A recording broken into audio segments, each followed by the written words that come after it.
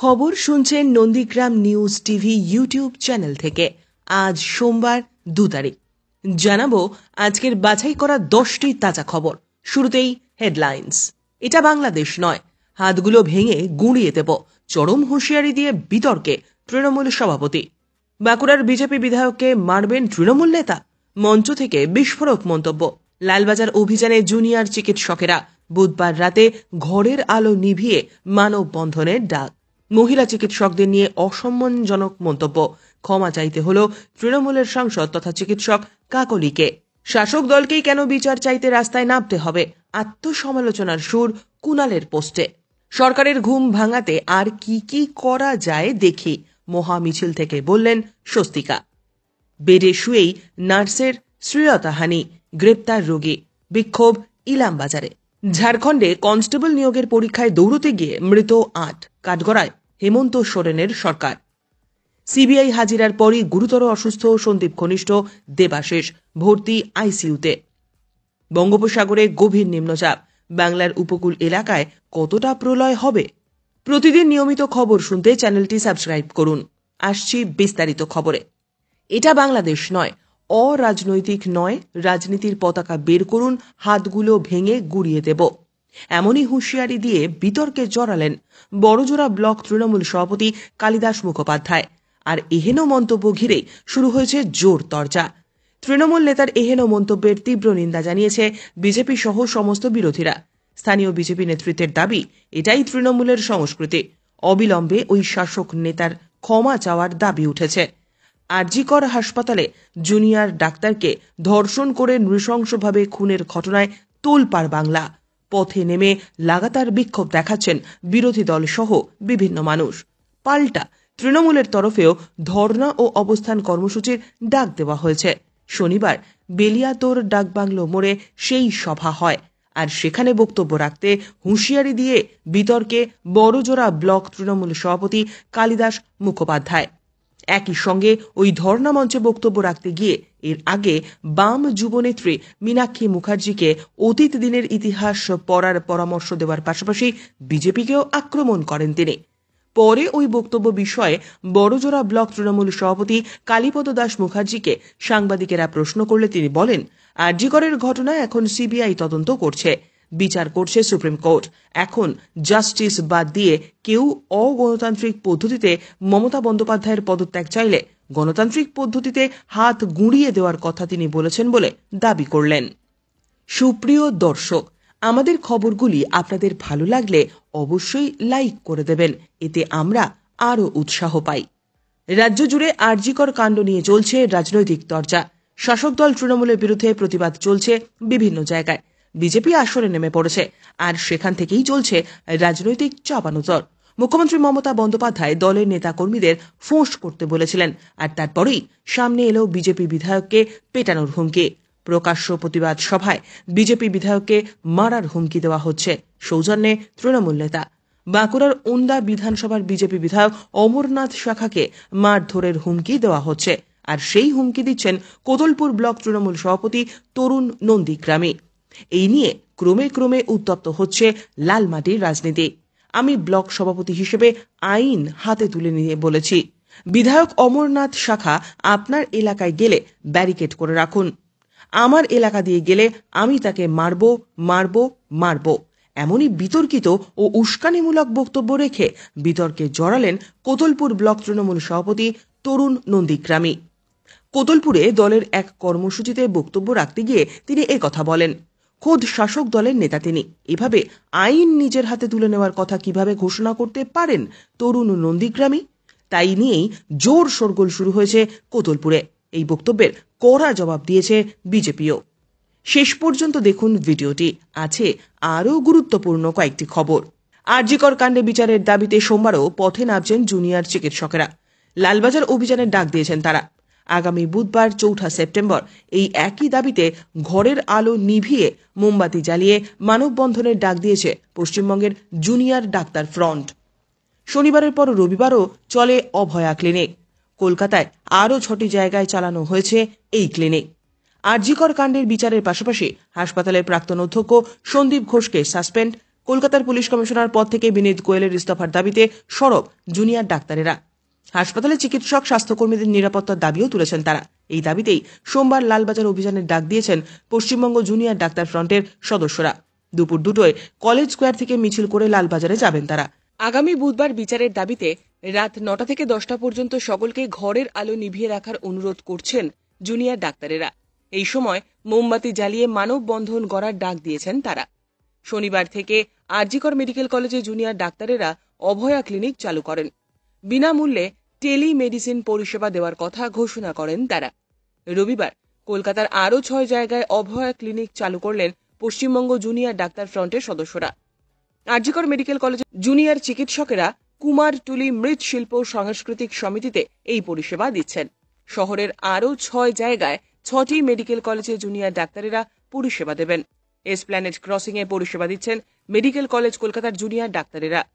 রানু ছায়া মঞ্চে পরিষেবা দিচ্ছেন এসএসকেএম এর জুনিয়র ডাক্তারেরা। ন্যাশনাল মেডিকেল কলেজে 2 নম্বর গেট, নীললোচন সরকারের 1 নম্বর গেটে মিলছে এই পরিষেবা। 8B বাসস্ট্যান্ডে পরিষেবা দিচ্ছেন কেপিসি মেডিকেল কলেজের পড়ুয়ারা। বেহালা ফ্রেন্ডস ক্লাবে পরিষেবা দিচ্ছেন ইএসআই হাসপাতালের চিকিৎসকেরা। সকাল 10টা থেকে দুপুর 2টো পর্যন্ত মিলবে পরিষেবা। নিয়মিত সঠিক খবর পেতে অবশ্যই আমাদের চ্যানেলটি সাবস্ক্রাইব করুন। বিতর্কিত মন্তব্যের জন্য ক্ষমা চাইতে হল তৃণমূল সাংসদ কাকলি ঘোষ দস্তিদারকে। বললেন, আমি নিজের মন্তব্যের জন্য ক্ষমা চাইছি। যদি ওই মন্তব্যে কারো আঘাত লেগে থাকে তাহলে তার জন্য আমি দুঃখিত। আমি আমার মন্তব্য প্রত্যাহার করছি। আমি সবসময় মেয়েদের সুরক্ষা এবং অধিকার রক্ষার পক্ষেই কথা বলি। ঘটনার সূত্রপাত গত শুক্রবার এক বিতর্ক সভায় অংশ নিয়েছিলেন কাকলি। সেখানে তিনি বলেছিলেন, ছাত্রীদের কোলে বসিয়ে পাশ করিয়ে দেওয়ার একটা চল শুরু হয়েছিল, যার আমি তীব্র নিন্দা করি, ঘৃণা করি। আমার ছেলেরা নিন্দা করেছিল বলে তাদের কম নাম্বার দেওয়া হয়েছিল। তারা আজ প্রথিতযশা চিকিৎসক।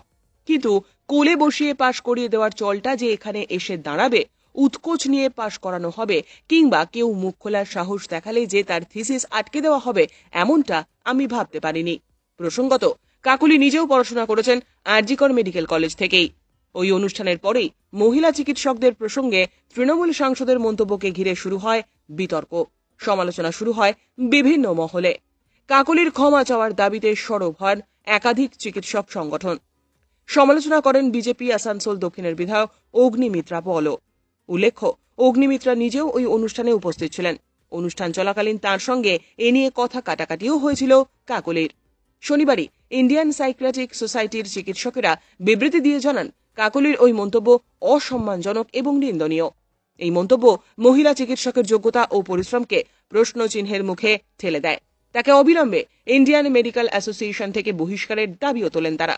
একই সুরে কাকলির ক্ষমা চাওয়ার দাবিতে সরব হয় ওয়েস্ট বেঙ্গল ডক্টরস ফেডারেশনও। সংগঠনের তরফে সঞ্জয় হোম চৌধুরী এবং কৌশিক চাকি লিখিত বিবৃতি দিয়ে জানান, তার এই মন্তব্য গোটা দেশের মহিলা চিকিৎসকদের জন্য অসম্মানজনক। লেখেন, মন্তব্য প্রত্যাহার করার পাশাপাশি অবিলম্বে নিঃশর্ত ক্ষমা চাইতে হবে কাকলিকে। যদিও এ বিষয়ে জবাব এড়িয়ে যান তৃণমূলের প্রথম সারির প্রায় সব মুখপাত্র। তবে তাঁদেরই একজন ঘরোয়া আলোচনায় বলেছেন, এমনিতেই সংকটের মধ্য দিয়ে যাচ্ছে দল, তার মধ্যে এই সব মন্তব্য কাটা ঘায়ে নুনের ছিটার মতো হয়ে দাঁড়াচ্ছে। এই পরিস্থিতিতেই শেষমেশ ক্ষমা চাইলেন কাকলি। আরজিকর ইস্যুতে দল এবং প্রশাসনের ভূমিকা নিয়ে আগেও প্রশ্ন তুলেছিলেন তিনি। ফের আত্মসমালোচনার সুর শোনা গেল কুণাল ঘোষের পোস্টে। কুণালের প্রশ্ন, প্রশাসন এমন কোনো কাজ করবে কেন যে অবস্থা সামলাতে শাসক দলকেও বিচার চাই বলে কর্মসূচি নিতে হবে, তাও দলের সবাই সমানভাবে নামেন না।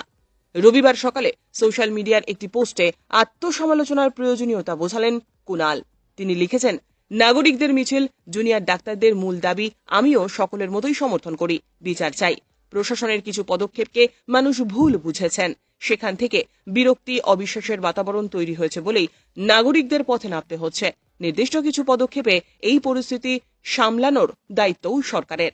তার স্পষ্ট কথা, নাগরিকদের মিছিল, জুনিয়র ডাক্তারদের মূল দাবি আমিও সকলের মতোই সমর্থন করি। বিচার চাই।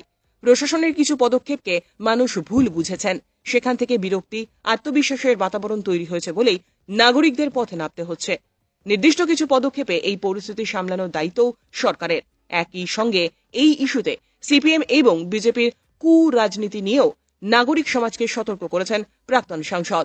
তিনি বলেন, এই ঘটনায় নাগরিক সমাজের প্রশ্ন তোলার অধিকার আছে। বিরোধিতা কেন করব? কিন্তু সিপিএম, বিজেপি, কংগ্রেস এ নিয়ে কুরাজনীতি করছে। তার প্রতিবাদ হবে, তারা আয়নায় মুখ দেখুক। কুণালের মতে নাগরিকদের কর্মসূচির বিরোধিতা বা পাল্টা কর্মসূচির প্রশ্নই নেই, কিন্তু এই নাগরিকদের আবেগকে ব্যবহার করে সিপিএম, বিজেপির কুরাজনীতি বা মুখোশ পরে অরাজকতা তৈরির চেষ্টার বিরোধিতা করা জরুরি। এই ইস্যুতে নাগরিক সমাজের প্রতি কুণালের আবেদন, দোষীদের চরম শাস্তি হোক, যদি কেউ কারা আড়াল করে থাকে চিহ্নিত হোক, শাস্তি হোক। প্রশাসনের কিছু পদক্ষেপ মানুষ ভালোভাবে নেননি, সেটা প্রশাসন দেখুক। এ নিয়ে নাগরিক আন্দোলন সমর্থনযোগ্য, কিন্তু বিরোধী দলগুলির রাজনৈতিক ইভেন্টের ফাঁদে পা দেবেন না। আরজিকর কাণ্ডের প্রতিবাদে রবিবার বেলা 3টে নাগাদ শুরু হয় মহা মিছিল। কলেজ স্কোয়ার থেকে ধর্মতলা পর্যন্ত মিছিলে পা মেলাতে দেখা যায় সমাজের সমস্ত শ্রেণীর নাগরিককে। ছিলেন অভিনেত্রী স্বস্তিকা মুখোপাধ্যায়। এই ঘটনার প্রতিবাদে প্রথম থেকেই সরব ছিলেন তিনি, তবে এতদিন শহরে ছিলেন না, তাই প্রতিবাদ সীমিত ছিল সমাজ মাধ্যমেই। রবিবার পথে নামলেন তিনি, জানালেন এই প্রতিবাদ থামবে না। অভিনেত্রী আরো বলেন, সকলে নিজের মতন করে প্রতিবাদ করছেন, কিন্তু ঘটনার তদন্ত কতটা এগিয়েছে তা এখনো আমরা জানি না। কেউ গ্রেপ্তার হয়নি।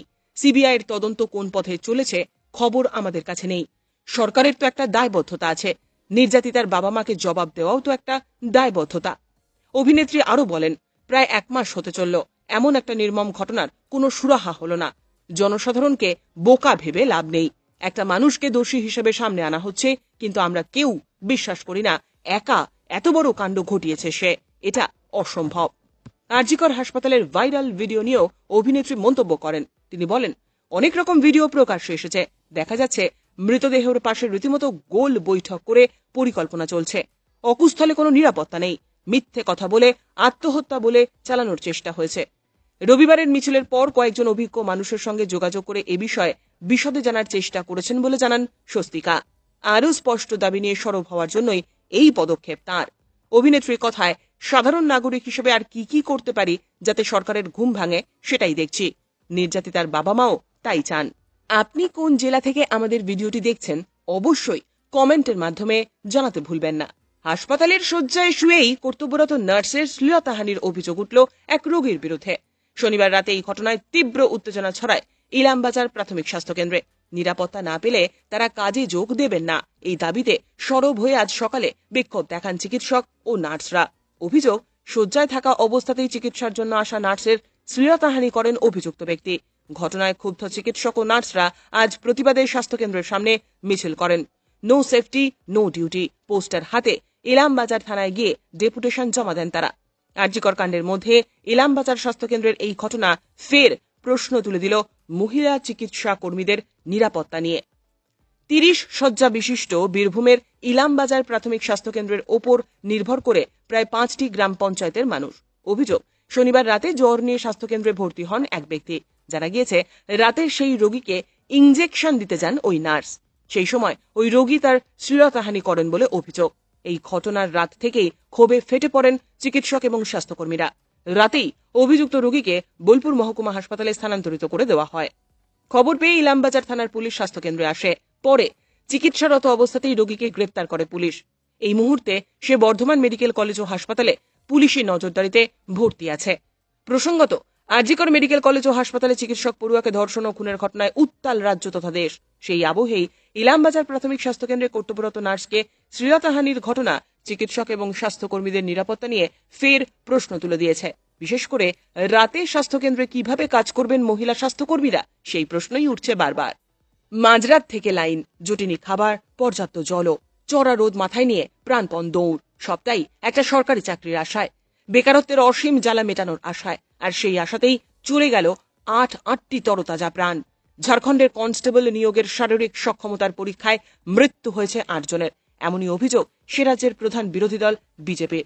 ঝাড়খণ্ড পুলিশের তরফে জানানো হয়েছে, শনিবার রাজ্য পুলিশের কনস্টেবল নিয়োগের পরীক্ষা নেওয়া হয়েছিল 9টি কেন্দ্রে।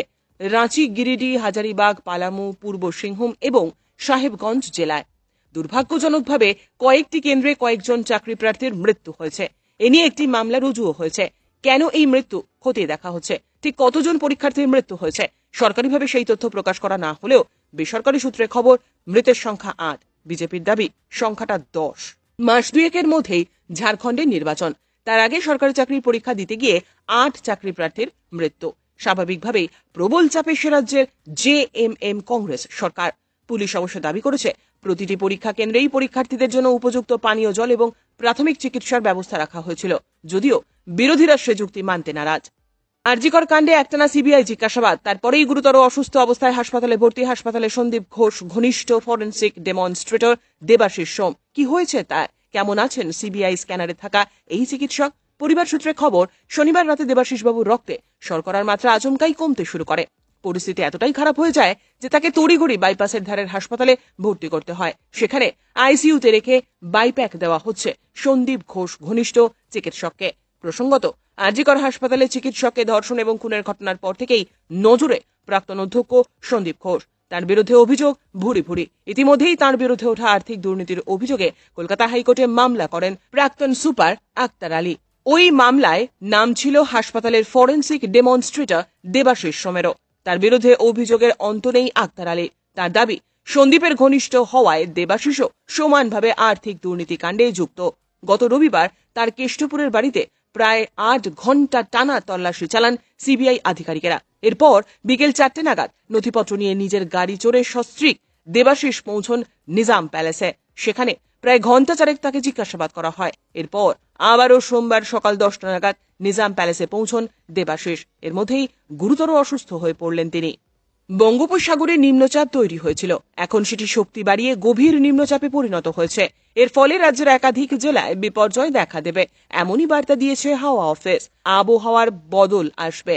আগামী দুদিন একাধিক জেলায় ঝড় বৃষ্টি লক্ষ্য করা যাবে। বাংলার উপকূলবর্তী জেলাগুলিতে সতর্কতা জারি করা হয়েছে। বিশেষ করে উপকূল এলাকাগুলিতে নজরদারি চলছে। সমুদ্র উত্তাল থাকবে। আজ ও আগামীকাল দুদিন পরিস্থিতি উদ্বেগজনক, এ কথাও জানানো হচ্ছে। প্রশাসনের তরফ থেকেও চলছে নজরদারি। বঙ্গোপসাগরের উত্তর পশ্চিমে নিম্নচাপ তৈরি হয়েছে। ক্রমে সেটি শক্তি বাড়িয়ে উড়িষ্যা এবং অন্ধ্রপ্রদেশ দুই রাজ্যে প্রভাব পড়তে চলেছে, একথা জানাচ্ছে হাওয়া অফিস। বাংলার উপকূল অঞ্চলেও তার প্রভাব পড়বে। দক্ষিণবঙ্গের 6টি জেলাকে এ বিষয়ে সতর্ক করা হয়েছে। 6টি জেলায় হলুদ সতর্কতা জারি করা হয়েছে বলে খবর। এতক্ষণ খবর শুনছিলেন Nandigram news TV YouTube channel থেকে। খবর এখনকার মতো এই পর্যন্তই। ধন্যবাদ।